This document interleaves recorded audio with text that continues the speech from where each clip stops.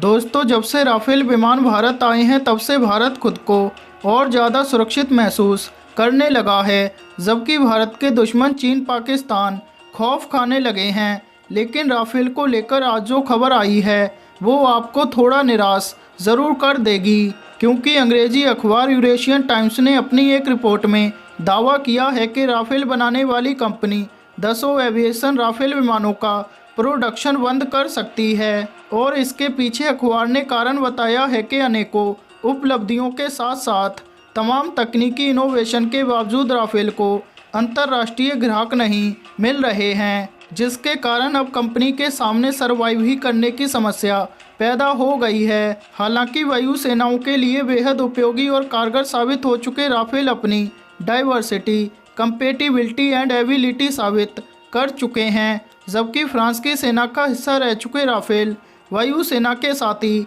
Navy के लिए भी खासा रोल निभा चुके हैं और अफगानिस्तान, लीबिया, माली, इराक और सीरिया में झंडे गाड़ चुके हैं। लेकिन अमेरिका के F-35 जैसे लड़ाकू विमानों के साथ अगर तुलना की जाए तो राफेल आकार में छोटे हैं और तकनीकी तौर पर भी सीमित रह जाते हैं। तो वहीं दूसरी तरफ राफेल महंगे भी काफ़ी हैं। वर्तमान में दुनिया में सबसे महंगे लड़ाकू विमानों में राफेल का नाम लेना भी गलत नहीं होगा। एक विमान 24 से 26 करोड़ डॉलर की कीमत रखता है।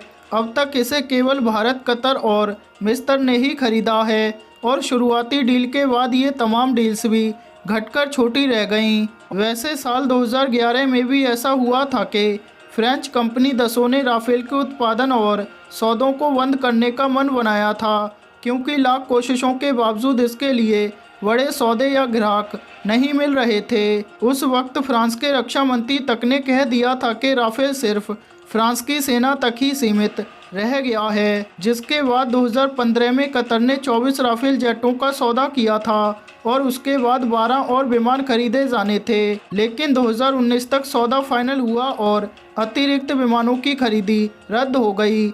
इसी तरह भारत ने भी डील को 36 राफेल की खरीदी तक ही सीमित कर दिया।